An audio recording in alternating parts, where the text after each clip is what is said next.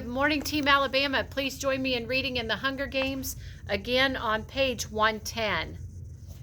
Page 110. I jumped back several feet as Gale materialized from behind the tree. He must have been watching me the whole time. He was only 14, but he cleared 6 feet and was as good as an adult to me.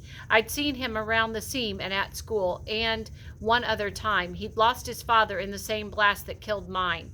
In January, I'd stood by while he received his Medal of Valor in the Justice Building, another oldest child with no father.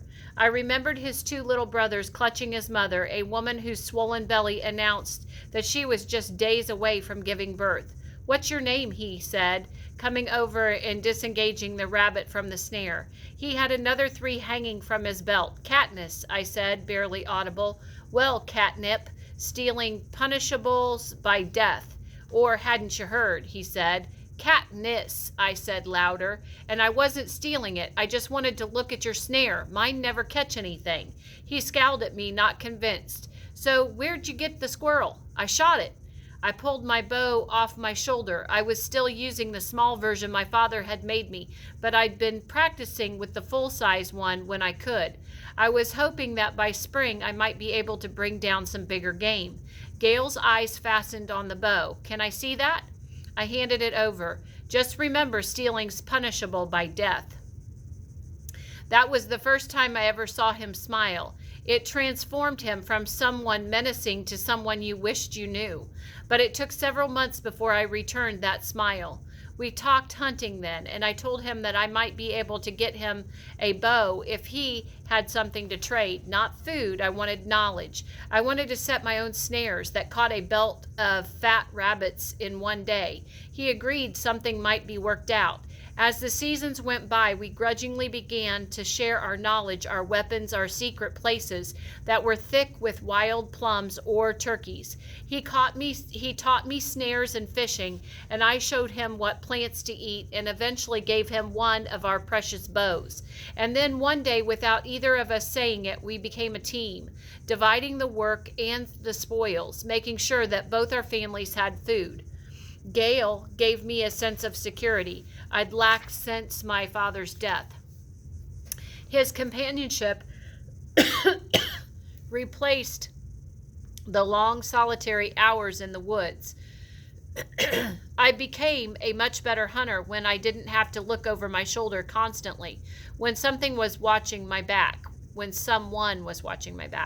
But he turned into so much more than a hunting partner. He became my confidant, someone with whom I could share thoughts I could never voice inside the fence. In exchange, he trusted me with his. Being out in the woods with Gale, sometimes I was actually happy. I call him my friend, but in the last year it seemed too casual a word for what Gale is to me. A pang of longing shoots through my chest. If only he was with me now. But of course I don't want that. I don't want him in the arena where he'd be dead in a few days. I just miss him, and I hate being so alone. Does he miss me? He must. I think of the 11 flashing under my name last night, and I know exactly what he'd say to me. "Well, there's some room for improvement there." And then he'd give me a smile and I'd return it without hesitating now. I can't help comparing what I have with Gale to what I'm pretending to have with Peeta. How I never question Gale's motives while I do nothing but doubt the latter's. It's not a fair comparison, really. Gale and I were thrown together by a mutual need to survive. Peeta and I know the other's survival means our own death. How do you sidestep that? Effie's knocking at the door, reminding me there's another big day ahead. Tomorrow night will be our televised interviews. I guess the whole team will have their hands full readying us for that. I get up and take a quick shower, being a bit more careful about the buttons that I hit, and head down to the dining room. Peeta, Effie, and Haymitch are huddled around the table, talking in hushed voices. That seems odd, but hunger wins out over curiosity, and I load up my plate with breakfast before I join them. The stew's made with tender chunks of lamb and dried plums today, perfect on the bed of wild rice. I've shoveled about halfway through the mound when I realize no one's talking. I take a big gulp of orange juice and wipe my mouth. "So, what's going on?" You're coaching us on interviews today, right? That's right, says Hey Mitch. You don't have to wait until I'm done. I can listen and eat at the same time, I say. Well, there's been a change of plans about our current approach, says Hey Mitch. What's that? I ask. I'm not sure what our current approach is. Trying to appear mediocre in front of other tributes is the last bit of strategy I remember. Hey Mitch shrugs. PETA has asked to be coached separately. Chapter 9. Betrayal. That's the first thing I feel, which is ludicrous. For there to be betrayal, there would have been trust first. Between PETA and me, and trust has not been part of the agreement. We're tributes. But the boy who risked a beating to give me bread, the one who studied me in the chariot, who covered for me with the redhead Avox girl, who insisted Hey Mitch know my hunting skills, was there some part of me that couldn't help trusting him? On the other hand, I'm relieved that we can stop the pretense of being friends. Obviously, within thin connection we'd foolishly formed has been severed. And high time, too. The games begin in 2 days, and trust will only be a weakness. Whatever triggered PETA's decision, and I suspect it had to do with the outperforming him in training, I should be nothing but grateful for it. Maybe he's finally accepted the fact that the sooner we openly acknowledge that we are enemies, the better. Good, I say. So what's the schedule? You'll each have 4 hours with Effie for presentation and 4 with me for content, says Hey Mitch. You start with Effie, Katniss. I can't imagine what Effie will have to teach me that could take 4 hours, but she's got me working down to the last minute. We go to my room and she puts me in a full-length gown and high-heeled shoes, not the ones that I'll be wearing for the actual interview, and instructs me on walking. The shoes are the worst part. I've never worn high heels and can't get used to essentially wobbling around on the balls of my feet. But Effie runs around in them full time, and I'm determined that if she can do it, so can I. The dress poses another problem. It keeps tangling around my shoes, so of course I hitch it up, and then Effie swoops down on me like a hawk, smacking my hands and yelling, "Not above the ankle!" When I finally conquer walking, there's still sitting posture, and apparently I have a tendency to duck my head, eye contact, hand gestures, and smiling. Smiling is mostly about smiling more.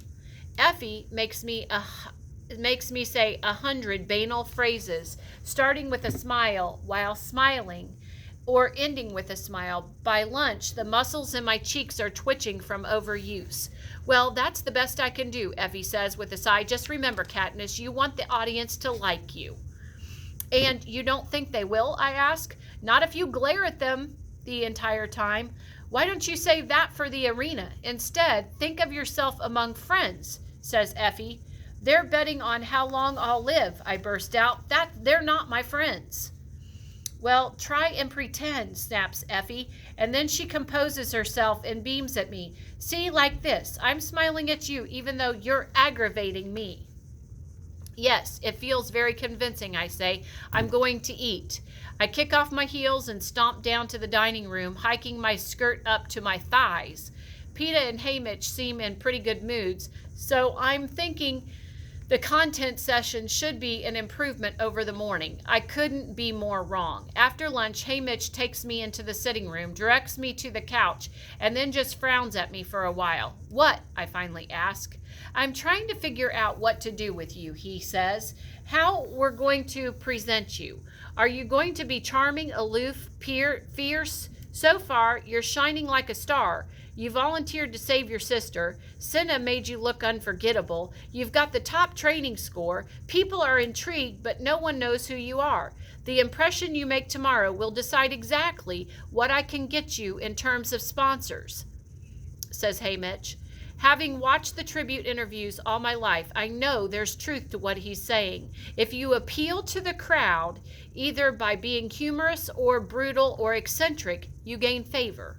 What's PETA's approach, or am I not allowed to ask, I say? Likeable. He has a sort of self-deprecating humor naturally, says Hey Mitch, whereas when you open your mouth, you come across more as sullen and hostile. I do not, I say. Please. I don't know where you pulled that cheery, worry girl on the chariot from, but I haven't seen her before or since, says Hey Mitch. And you've given me so many reasons to be cheery, I counter. But you don't have to please me. I am not going to sponsor you, so pretend I'm the audience, says Hey Mitch. Delight me. Fine, I snarl. Hey Mitch takes the role of the interviewer, and I try to answer his questions in a winning fashion, but I can't. I'm too angry with Hey Mitch for what he said, and that I even have to answer the questions. All I can think of is how unjust this whole thing is. The Hunger Games, why am I hopping around like some trained dog trying to please people that I hate? The longer the interview goes on, the more my fury seems to rise to the surface until I'm literally spitting out answers at him.